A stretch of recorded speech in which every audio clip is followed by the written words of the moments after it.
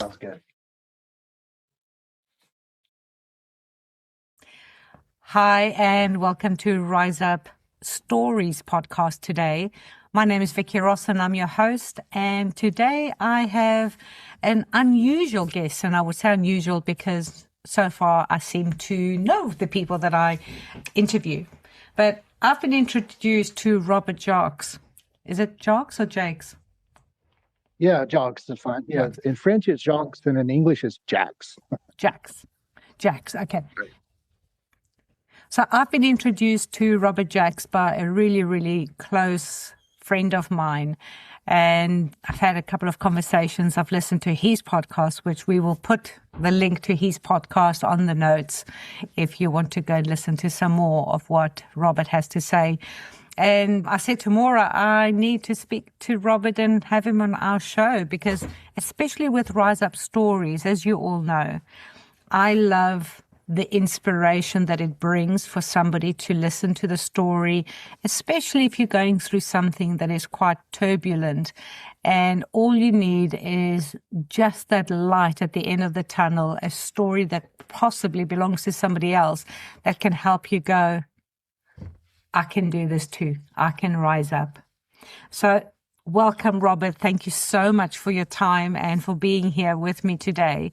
And I'm looking so forward to us having this conversation because that's what my Rise Up Stories are all about. Thank you. I'm glad to be here. I'd like to share some of my stuff that we've talked about, and I'm looking forward to getting started. So let's do this. I'm excited. Right. So, Robert, just so that the audience knows a little bit more about you, how would you kind of introduce us to who you are? Because you've got a very unusual story and a very spiritual one, which I love because I think on some level, especially the people that listen to these podcasts of mine, at least, we are on a mission, a spiritual mission, maybe, a healing mission, a personal development mission, perhaps. And that's the thing that really attracted me to the messages that you have. So tell us a little bit about yourself because you've got a fascinating story. And I would encourage the listeners to go and listen to at least the first episode of the podcast where Robert is there with Maura and to listen to the full story. But if you give us a summary of your story of what happened or who you are. Sure. Yeah. Okay, just so the audience knows, at this age, I'm 64 years old. So my beginning was like 40 years ago, or something like that, when I was a teenager. And of course, you being young, happy and all that, free from school, free from everything. I met a group of people that would become my best friends forever. And we began, of course, back then at 17, you start drinking, partying, having fun. And I met this young lady and we fell in love. And they were Catholic. Her mom was Catholic. And so she was 16. She was 15 and I was 17. So we started dating and all that. When I turned 18 and she turned 16, her mother kind of forced us to get married. And neither one of us, we didn't even think about being married at that young. Neither one of us, I think, wanted to be married, but her mother kind of forced us because of her religious beliefs. And it worked out pretty good for a few years. And we went through the marriage and, lived together.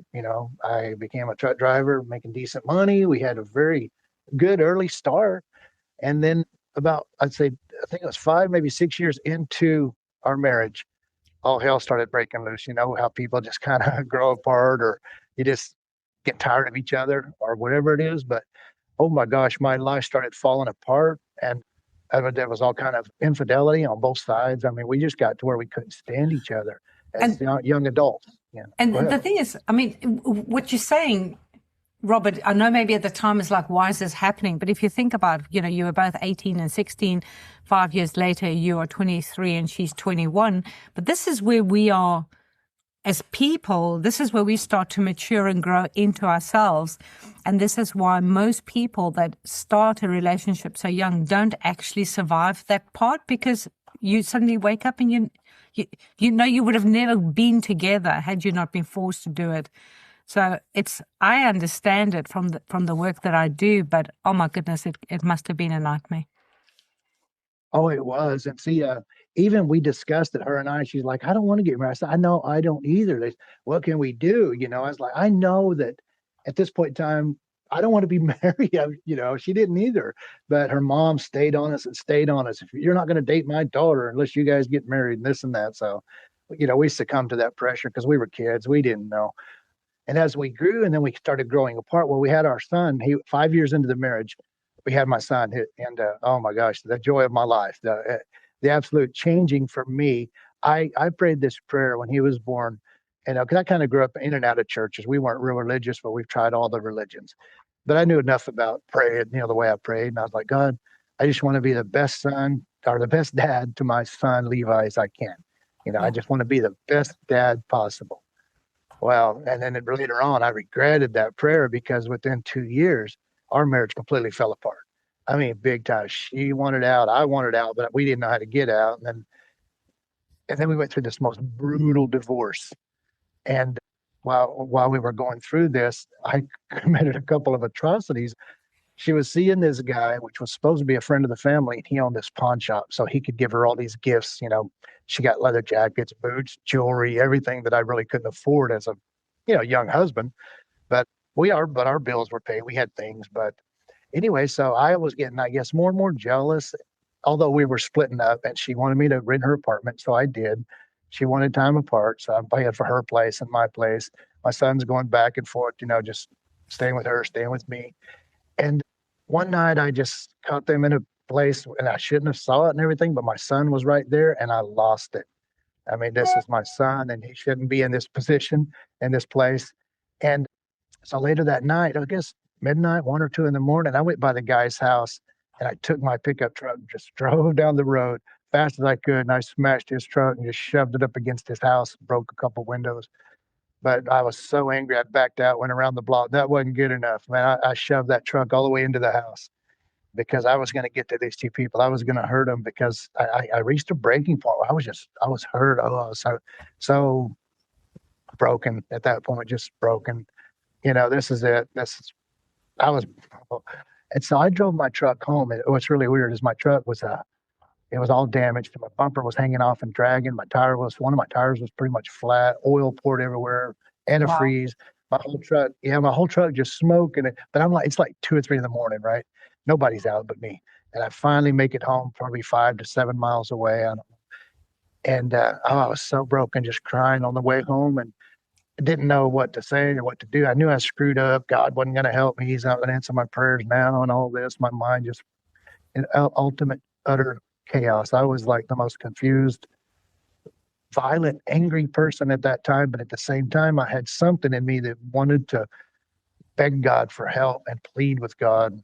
So when I got home, I just got right on the phone. I called the sheriff's department. I said, look, I just did a lot of damage across town. You guys better come pick me up or I'm going to go back and hurt these two people. And the lady was really nice. She goes, well, sir, we already have officers on the scene over there. And she goes, yes, I'll send some officers to your house. And I said, yeah, you need to get them out here because I can't control myself any longer. And the beautiful thing about it, when these guys showed up, she's like, okay, the officer at the front door, back door, if you'll open the door for these guys. And I did. And she goes, can you hand the phone to the officer? And I did. And these guys are totally quiet. They didn't come rushing in. They didn't come doing nothing. And they're all standing around talking. And I heard a little bit of stuff on the radio. I don't even remember what. And what was neat about it is they were all just standing there in a circle looking at me. And I was just a broken man. I was not violent. I was broken. I mean, Yeah. broken so bad. My mind was in utter chaos. And I just stood there, just big tears rolling down my face. And all these guys were just, and I unlocked police officers because, usually they want to get their hands on somebody and throw them down and cuff them and all that. And I guess God, looking back, I think this thing we call God or consciousness was there with me. And they just escorted me out, didn't handcuff me or anything, took me to jail and booked me in and all that. And then that's kind of where my story really starts twisting and turning, because you got to imagine a guy that's done all this damage, total chaos in his mind. My mind, I'm telling you, oh, I guess we all go through these major chaotic states where the thoughts are just so intense, It's and then, we say these things. We say to ourselves in moments like this, I lost my mind. I lost sense of who I was. That the trauma that you're going through in that moment completely hijacks everything that is sensible in you. And oh yeah.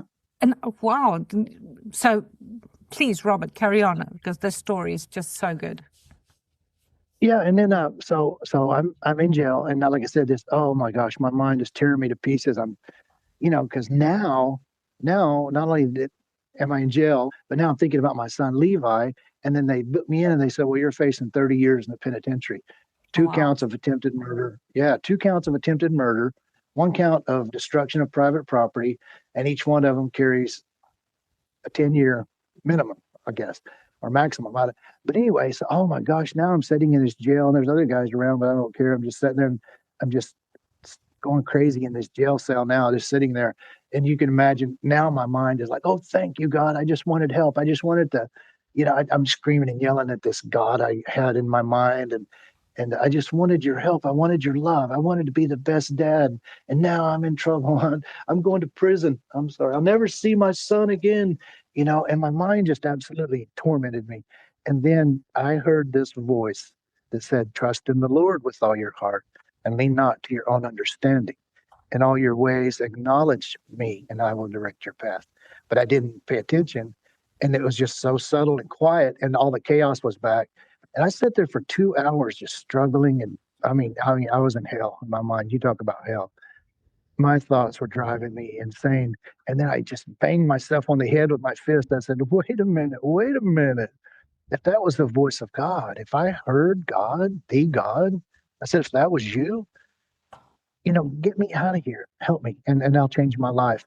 And that voice came back and it said, trust the Lord with all your heart and lean not to your own understanding. Now, my own understanding was chaos. Yes, So, and punishment. and yeah, oh, it was tormenting. The tormentors were there. They call them demons or whatever. I realized their thoughts, but yeah, the demons were in my mind. They was tormenting me. I was so hurt and scared, and I didn't want to go to prison. And all of a sudden, the big door opens up. These police officers come in, two of them with another guy in a suit, and said, Robert, get up here. And so I went up there. Yeah, what's up? They said, this guy's a bail bondsman. He wants to talk to you. And I'd never been in trouble. I didn't know what a bail bondsman was. But he's like, hey, we go out front. And he goes, let me call the judge. I think I can get you out of here. And so I remember it was Super Bowl Sunday, 5 o'clock in the morning.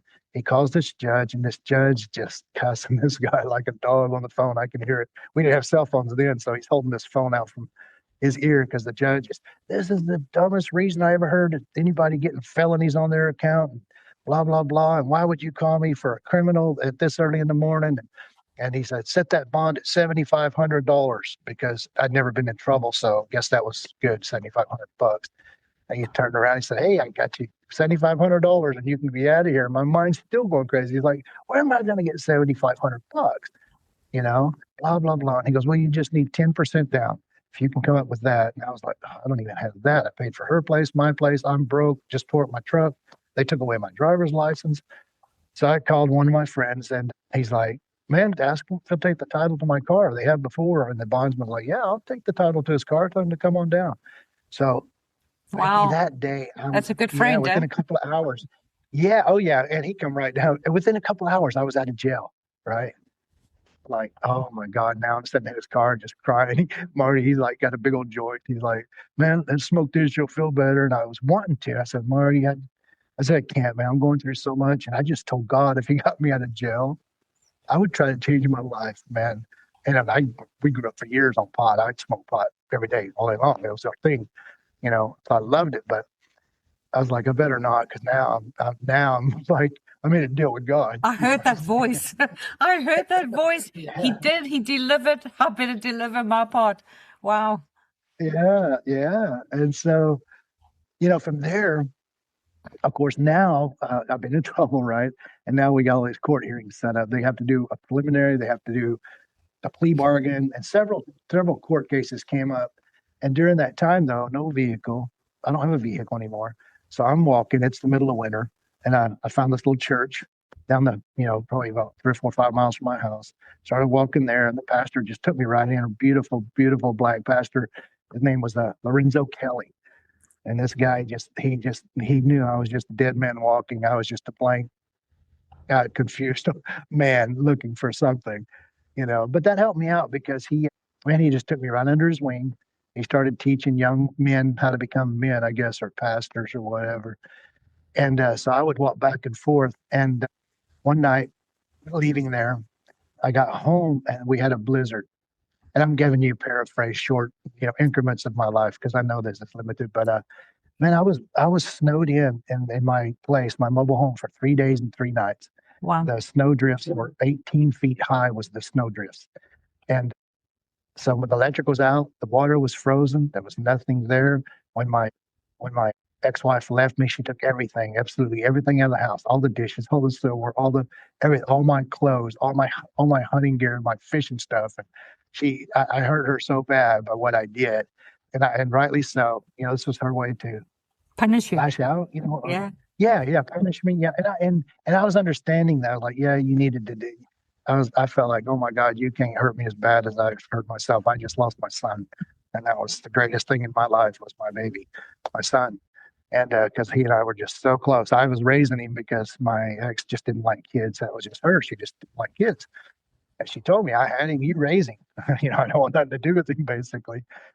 So we become pals, you know what I mean? But now I felt, I just totally deceived my son, if that makes sense. My mistakes drew us apart. And I was like, oh my God, even more pressure, more hurt. But being snowed in there 3 days and 3 nights, no electricity, no nothing. We had one blanket left on the couch. It was all that was in there. And I had my coveralls on and my boots and stuff and just my gloves, and laid on the couch freezing. And I covered up with that one blanket, kept my head covered up, just freezing and freezing. And at one point in time, I was so hungry. I went in the kitchen. I dug everywhere. I found this one can of chicken noodle soup, but no silverware, no nothing. I got to open this. I banged on the counter edge and tried to break it open, nothing. And I dug around underneath the kitchen sink. I found an old butter knife, which was cool because I thought, oh my God, I can open it with this butter knife. And I jammed that can around the edges and wiggled it, wiggled it. I got it open, and that chicken noodle soup was frozen solid. Oh no. So, Oh yeah. no. So yeah, on top of everything else, I got food and I couldn't even eat it. It was frozen solid. That's how cold it was in that little house. And so it was step after step after this, just being broken over and over and over. But I began to hear, that trust in the Lord, that little still small voice, what we call consciousness. And it's a consciousness awakening, so to speak. And I began to hear it. Oh my gosh, it began to really guide, direct, and change my life. You know what I mean? And I guess it's something that you hear. People go on retreats because they want to get away from all the noise so that they can actually get in touch with themselves and start to listen to that voice within us, that wisdom that's within us, the God that is within us. And this is why people always want to retreat and go away. And you had this beautiful experience where you obviously consciously didn't plan it, where you got snowed in and everything was taken away from you so that the only thing you had was yourself. And you could have gone the other way. You could have gone crazy with it. But I'm glad, because I've heard more of your stories, and I'm glad that you heard the voice and you got in touch with that part of you. So for people that are listening to this and they're going, gosh, your story is really hard. I've gone through some really hard things in my life, but I think from what I'm hearing here, this is really difficult.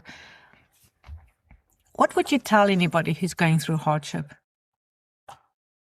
Oh my gosh. Let me throw this in there and then we'll get to that. Okay. So after months and months of going through this walking every night in blizzards and stuff. I got to where I just loved to walk because that silence. And every now and then I would hear, the voice say something so beautiful or wonderful, sometimes even stupid, like, hey, go tell that person I love them or something. I would fight it. I'm like, no, I'm not telling that stranger that. I mean, that's ignorant. That's how the mind works. But so I had to go to court, right? And this is the most beautiful part that happened to me. We plea bargained through the months and months, and they dropped 2 counts of attempted murder. So they dropped those. If I pled guilty to destruction of private property, which held a 10-year term, and we agreed to that. We signed to that. And they said, well, you're only going to go to prison for 7 years. So I feel a little relief. I'm not gone 30 years. So I feel a little relief, but at the same time, you don't want to go at all. So I'm fighting myself still. Well, thank you, God. I've been listening to you. I'm hearing your voice, and thank you a lot. So now it's judgment day. We're at court, right? And I'm on a line of benches with about 8 or 10 guys. It's judgment day. Everybody made their deal. So one by one, they go before the judge. And one guy, 25 years, 18, 19, all these guys are getting different times. And they tell what they've done, And I was the last one. And they brought me up there, and I'm handcuffed. And I walk up there, and this was all nice, quiet court for about 2 hours. The judge is like, sir, do you plead with this? Yes, sir. Okay, I sentence you to this much time. Everything just one after the other, right? Quiet. As soon as I got there, as soon as I stood there between the state's attorney, my attorney, and there was 2 bailiffs, the judge stood up and he slammed his gavel down hard. I mean, he stood up and yelled, let me tell you something, young man. This is the stupidest reason I've ever heard of anyone getting 3 felony accounts on their record. He said, I'm going to tell you something right now. I'm dropping all of these charges, and you're going to get out of my courtroom. And I'm just crying and shaking because he's yelling at me. He didn't yell at anybody else. But then I caught what he said, and I just kind of froze and looked up at him. And when I did, he just winked at me, and he smiled. Wow. It was so beautiful. He said, uncuff that man. And it was like, oh my God, take away his shackles. You know what I mean? And that was so beautiful. And that was the absolute turning point for me. I was free now. You know what I mean? So it was quite a journey. So if I was to suggest anything to anyone, there's actually phases that I've learned that I go through. In the first phase, it's kind of like the broken, confused phase. You kind of go through that. You don't know what's going on. Just hang in there, keep going. And then the next phase, you get curious. And so you want to seek. And as you start seeking, okay, you get lost in the seeking. You buy books, you listen to tapes, you go, like you said, retreats or churches or whatever, because you're seeking. Yeah, but most of us get lost in that seeking. I got lost there for so many years, but thank God I was also hearing. I had enough brokenness to where there was nothing left to do but hear. But after the seeking, and if you can get past the seeking, because everything you learn in those books and seminars, and this is kind of like the third step, people don't practice it. And that's where they get stuck in the seeking. Oh, they always want more. They want more. They want to hear more. Or an easier way, or a magical way. Yeah.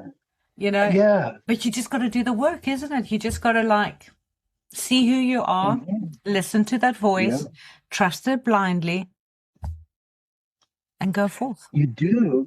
And see, and that's it's kind of like the third step is, okay, the second step be the endless seeking. Third step is kind of like, you have to do it. Okay, now you think, okay, you know what? I'm going to start meditating if that's what it is. I'm going to quit doing my affirmations, quit doing my I even made the board, like they said, make a board, put all your dreams on there. Dream board, I guess. And I did that for a while. Vision board. Yeah, I did that for a while. I started reading all the New Age books I could. I've read hundreds of books over this couple of years and listened to endless audios, went to church constantly, I studied my Bible to no end. I would look up the words in Greek and Hebrew and try to figure this out. So I was in a deep study, but then I started practicing, mainly the meditation, just being quiet, just entering that rest. And that's kind of like the third stage. And once you start doing it, you have to do it for at least 6 months to a year. And then something starts really settling in you. And then all your seeking starts going away. You put away your books, you put away, because now you have something more peaceful on the inside. And then there's a fourth stage, I guess, it would be like integration. You start realizing, oh my gosh, there's really less and less I have to do. I just have to be at peace, accept whatever comes my way, good, bad, or indifferent, whether I created it or universe or somebody, my family, friends, and this chaos comes. You start accepting it more and going into the silence saying, okay, this is happening. And acceptance, you know what I mean? And then you go on from there, a couple more stages. One would be like the last two stages for sure that you're going to go through is, I would say, fifth or sixth stage. You're like, okay, everything is happening. It's not happening against me. It's actually happening either through me or for me. And so Yeah. you quit that. You actually get rid of the outside world. It's like it doesn't bother you anymore. You're not ignoring it. You realize it, but at the same time, it's not important to you. You know what I mean? And so the very last stage that I've been through and that kind of helps me is the part where you just it's like total acceptance, total surrender. And now everything just is, you're You know, just at peace. in my membership group, this month's theme and what we're talking about and what I'm teaching is about overcoming adversity. And when you look at what is adversity, it's attachment to events and how we would like them to turn out rather than accepting that this is how they turn out and it's okay. Because everything to do with the attachment that we have with people and places is like, we don't want us to be this way. We want it to be this way. But when you start to realize that in as much as you want to be loved and accepted by everybody, you need to love and accept everybody, which means that this is where freedom comes in. And when you've got freedom to be yourself and you're free to love other people, in other words, they can be whoever they want, it's okay, then that freedom brings the peace, I think. And that's what I'm hearing in your story is that we go through all this turmoil. We want to be justified. We want to be validated. We want to understand. And in the end, out of the journey and the seeking and the rabbit holes that we go in, we realize that all we need to do is sit down quietly with ourselves and learn to trust who we are and free ourselves from all the expectations that we've built about what to do. And I do think that, and this is why I love the rise up stories that I hear from other people, because it's in the end, it's all saying the same thing. It's when we learn through adversity, through struggles, through all of that, that we're the only ones that we can listen to bring the Lord, the God within us to shine, to trust that and to trust the wisdom. And I always say that if you can trust in that, no matter what happens, you're going to be okay.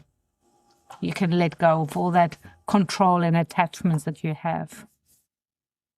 Yeah, very well put, because all the problems that I know for sure after my so-called experiences, all problems exist only in the mind. And then kind of like as within, without, we make them worse, because we want a different outcome. And our different outcome is always, we think that's our faith. God, I trust you to heal my marriage. God, I trust you to bring me money and all that. Those are like actually a false imitation of what's real. Yeah. Because what's real is the acceptance of what's going on, the Yeah. acceptance of I may not get that person back. I may not get the money I need. Accept all of that on the inside and be at peace with it. And then added things start showing up, things that are totally off the wall, Yeah. things that you never planned. Kind of like my interview with you. I was so grateful. It's like, to me, it's an added thing. It's like, oh my God, this beautiful woman showed up, wanted to interview me, nobody, and I just think it's beautiful because it's an added thing. I accept it as part of that journey. You know what I mean? I don't believe in coincidence. I believe that everything happens perfectly. You aligned with Maura, friends with Maura. Maura needed help with this. I met you. I said to Maura, I want to get him. It's because, and I don't know who's going to listen to this. I really don't know. But I trust blindly that whoever's going to listen to your story and to what your message is, they need to hear it and they will get that healing inside. It's all beautifully orchestrated. And if we can just let it all happen and just put it out there. I remember one of the days I was looking on the podcast locations to see who's listening. And there's somebody in the middle of the Pacific Islands that is listening to my podcast. And I thought, what are the chances like that it will reach somebody out in the middle of nowhere, somebody I don't know. And I just know that we are instruments of life. And when we learn to just stay quiet, be with ourselves, be with the God inside of us, we can rise. We can rise and we can live and we can learn and we can love again and trust. We can. And you know what? Right now, as we're talking, I'm having some kind of a spiritual movement. I mean, right now, I sense the presence so strongly. Don't know exactly what's being said or whatever, but I agree with you. The few podcasts that I've done with Mara, I love that she's helping me get this message out there. You know, I taught what faith is and what faith isn't, and several things about the mind, how to escape the mind. But right now, as we're listening to this, as you and I are talking, I mean, I feel my consciousness really arising, almost like this is a very precious moment. I I don't understand it, but I know that there's something so precious going on between you and me. It's actually moving me in the spirit. Me too. So you just you just our consciousness is rising right now. See, where two or more are gathered, and we're gathered in that name. Well, the name means the nature of God, the consciousness of God. And I'm being elevated right now, and I hope you are because wow, something is shifting right now. I feel it too. I don't know what it is. When I first heard, because just for the sake for the audience, I helped my friend Maura edit the podcast that she has with Robert. And that's how I've listened to Robert's story, because I've been doing some of the editing and helping her. And I knew it was going to be special to talk to you. And I know that this is not the last conversation. And it's definitely not the last conversation for the podcast, because I do want to talk with you, for the audience, for us, for whoever needs to hear it. And we'll get to this podcast in that way, about sharing some of the wisdom that you bring. But yes, there's something very special happening right now. And I feel very, very blessed and honored to be part of this. Yeah, I do too. It's part of our awakening or helping others, like you said. It's not, well, we know, you and I know, it's not about us. It's about all of us. It's a Yeah. collective. And there's the worldly mind that's collective, and that's chaos. That's where all the demons are and all that's in the worldly mind. But I assure you, when you get into this consciousness mind, the higher consciousness they call it, or just consciousness itself, it overrules and just diminishes the carnal mind. And I'm telling you, your problems, it's not like they cease, but there's no value in them. There's no, you can have the worst crap going on, but you're such peace that it's like, oh, it's okay. I'll get through this. It came to pass. It didn't come to stay. It This came too to shall pass. pass. It's so Yes, funny I'll that you pass said right that. through it. One of my best friends from South Africa, she always used to say, and it is a quote that all my friends know me for, that, you know, when something bad is happening, I quote my friend Linda, and she says, the big book says, and it came to pass. It didn't come to stay. So this too shall pass. Let it go. Stand out of the way and let it pass. It's not going to be like that. And it's true. And, you know, I do a lot of teaching and training. And when we talk about resilience and building strength and building that inner calm inside of you, I always bring people back to time in their lives where they've had a lot of adversity, a lot of stress, a lot of, you know, like, oh, it's going to be the end of the world. And I said, and did you all survive? And they kind of look at me and I go, well, I guess that you did, because you're here today and you're sitting here listening to me. So you did survive that. And they all go, well, yeah, we did survive. I said, I want you to hold on to the moment that made you turn around and rise up, and to recognize in yourself how powerful you are. Because as humans, like you know, you were talking about the chaos, the demons, you know, we are so quick to see ourselves as weak and as incapable, when actually the truth is that we are so powerful and so amazing and so brilliant. And if we could only see the beauty in us rather than what we perceive in the mind as weakness, we could all just rise. Because I sometimes see those thoughts as energy that we feed for a reason, that everybody has a reason of why we feed this energy. But when you, like you say, we keep quiet, we stop feeding the energy, we stop feeding the thoughts, we stop feeding the chaos, it has to go somewhere else. It can't stay with you, because you're no longer feeding anything, because you're back with the beauty and the love of yourself, your God, the who you are, the peace, the acceptance, the self-acceptance that, I was talking yesterday to my membership group, and I said, when a baby is born, if the value of somebody, the self-worth of somebody is 100 out of 100, what is the value of the baby? And they all kind of went, 100. So I said, so what happens between your birth and where you are right now, that now you are no longer 100? What are you, 47? Are you 58? Are you 74? Did you do something and, you lost 3 points here and you lost 5 points there? And they all just looked at me, and I said, who's the one? Who's the one that has that little list that says, if you ... then you're going to lose 3 points, 5 points. I said, we're all 100%. We're still 100. But it's that thought that you talk about that makes you see yourself as something that you're not. The false self. That's a really good way to look at it. I like how you put that, because looking at it, and we degrade ourselves, so we lose value, we lose points. I was in the negatives.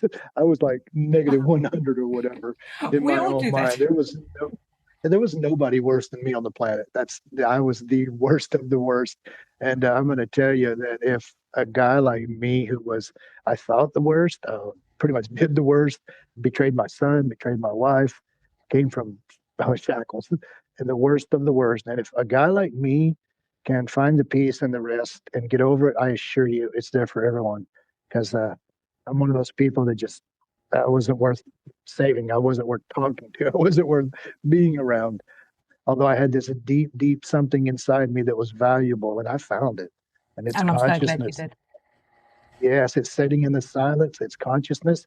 And once we find that, that is that pearl of great price, and nothing else you'll ever want to do except polish that pearl. You just want to absorb that silence and that love and that constant arising. It's a constant. It's like every day. Every day you have to go back in and do the work of sitting in the silence or bringing it about. You know what I mean? You can't skip it, because after a No. short period of time, you're back in the thought world, you know? So, I'm so glad that you said this, because a lot of people have the misconception that we need to meditate so that we can heal, that we can stay calm, that we can that's the reason we do the meditation. And because I'm anybody who works with me, I keep saying, how's your meditation going? So they're all kind of, I'm meditating to get there, and I go, no. Meditation does not heal you. Meditation does not change you. Meditation does not bring the peace. Meditation helps you connect to yourself. And when you get that connection to yourself, it is such a precious, precious relationship that you just never want to go away from it, which is that polishing the pearl. You want to go back. It's almost like you meet the most amazing person in your life. You want to spend time with them. You want to talk with them. You want to sit with them. You want to watch TV and say nothing, or, just be in the same room. You just want to be with that person because you feel so at home. There's so much deep love. And that's what meditation helps you get to that part where you feel who you are in such a, well, I don't think there are words to describe that kind of relationship. And like what you said earlier, we go down the rabbit holes just to get to the point where we go, oh, I didn't need that. But you can't get to here without doing that. But it's just when you can do that meditation and fall in love with yourself, fall in love with all that you are, the spiritual, the energy, the God inside of you. I don't know, just life just becomes a lot. Whew. Oh, it does. And like you say, we don't do it anymore to try to get healed or try to get money or try to get our relationships restored. We do it out of the sheer love of that love loving us, and we love that love. I call it the silence. And what people I would like to help, maybe you don't have to meditate a long time. If you just start practicing a few seconds at a time, a few seconds, if you can shut down in traffic for a few seconds, say, you know what, consciousness, God, Jesus, whatever you want to call your deity or whatever, you don't have to call it anything.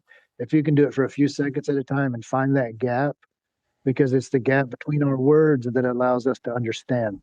It's the gap in somebody singing a song. It's the gap between those words. If there was no gap, everything would be a conglomerate. You wouldn't understand nothing. It would be just That one little smash silence. thing smashing into the Yeah, other. exactly. But see that little gap in consciousness right there in our words, our thoughts. If you can do it for a few seconds, pretty soon it'll be a few minutes. Pretty soon it'll be a few hours or an hour, and you'll love it. And you'll realize, oh my God, I got this silence going on. And out of that silence comes an emanation from what we would call heaven or consciousness or whatever. And it comes out of that into you. And now it's your emanation. Now you're just a walking, living presence of love or peace or and people come to you and they can just sense your peace. They're like, "What's it about you?" You're like, Nothing, nothing special."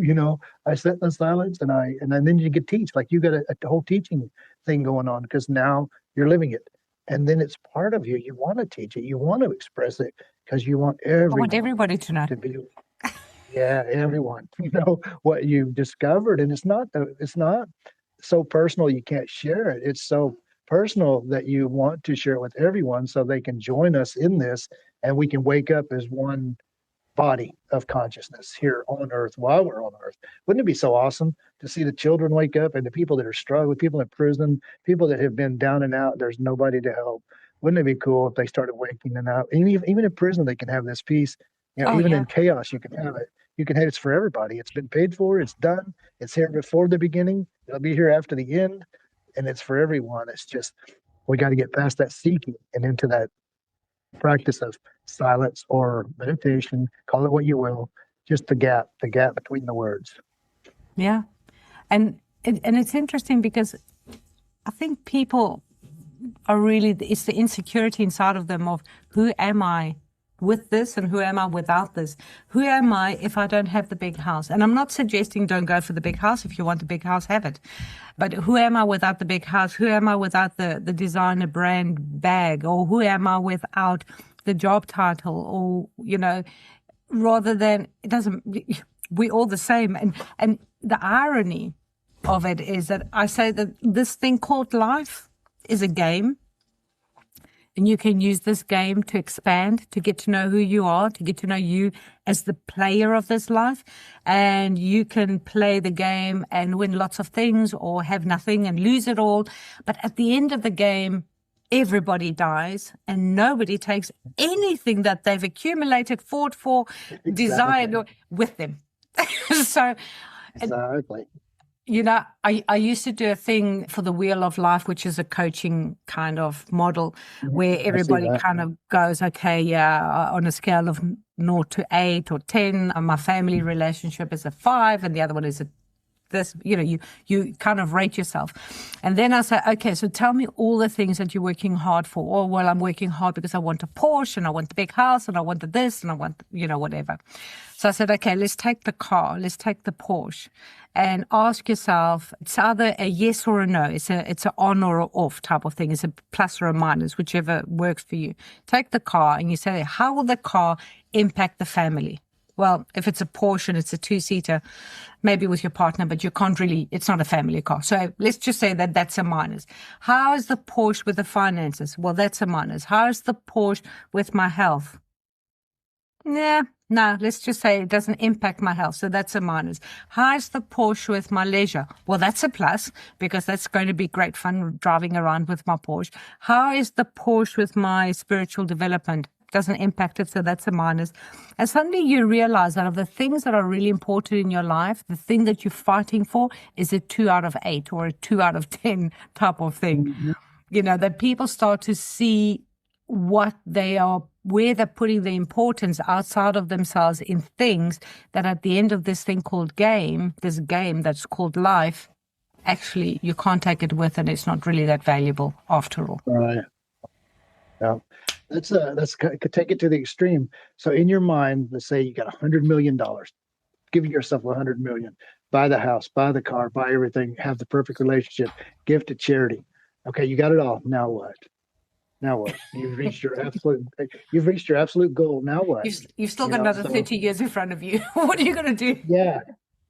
So see, something else will change. But you know what a mirage is, correct? Mm-hmm. Mirage. Mm-hmm. Mm-hmm. Let's say let's just say hypothetically, you're in the desert, you're on this hill and you look down and this valley's full of water You never knew what a mirage was. You're like, oh my God, I can't go through that. What in the world is going on? But then all of a sudden, that truck goes by and boom, he goes right through there. You're like, oh, that wasn't even real. It was a mirage, correct? And Yeah. so, see, you didn't maybe know what a mirage was, but when truth came, the truth was it wasn't real. It was an optical illusion. And so this world, see, so let me ask you this: how do you get rid of a mirage? You're just going to drive through it. And see, that's the answer everyone gets. And the Okay. answer is no. You don't just drive through it. Truth comes and you realize it's not there. So You see, you can't drive through something that's not there. that's true as well. So would you have to wait until the light changes and then you realize that it's not there? No, but the light's different. However, the mirage itself, see, a mirage does not exist. So there's no way to get rid of a mirage. An illusion, see, it's like this is a dream or this is illusion. We're living under a dream state or an illusionary state right here in this outer world. It really is part of the mirage, and we haven't been woken up yet to realize, oh my gosh, it isn't even real. Like you said, it's the game. Yeah. We're in this game. We're playing this game, and every time we move a piece on the board, it either hurts or don't hurt. Either we go to jail or don't go to jail. We pass go or don't pass go, Yeah. and we're Yeah. playing this game, and we're unaware that we're involved in the game. But when you wake up and you turn back and look at the game, it becomes a peaceful game because now you're not out to win at all. No, You're just like, I'm just playing. it's true. It's true. Robert, I'm definitely going to invite you, and I hope you will accept to come and have some more conversations like this, because I think there's a lot of stuff that we can bring to people, a lot of just enlightenment and just bring some love into people's hearts. So I hope that you'll say yes. But for today, I could talk to you for hours, but we can't because we have to also be a little bit practical. I just want to thank you from the bottom of my heart because I really, really enjoyed actually meeting you after listening to you for for the last 2-3 weeks that I've been listening to you. I just want to say I'm so grateful that you are here today having this chat with me. Well, I am too. And yes, I'll have to do it again. I love it. And I want you to know, and our listeners to know, I have been lifted today. And I know that something's happening through this little podcast. I don't know what, but I hope your listeners really enjoy it. Thank you so much, Robert. And for my listeners, thank you for being part of our podcast today. If you know of somebody that would be lifted by this story, by this conversation, please do share the podcast. And if you want to join my beautiful community, there is notes in the podcast notes about how to join my membership. And for the rest, I'd like to wish you well, and here's to your success. Thank you. Yay! Right, we can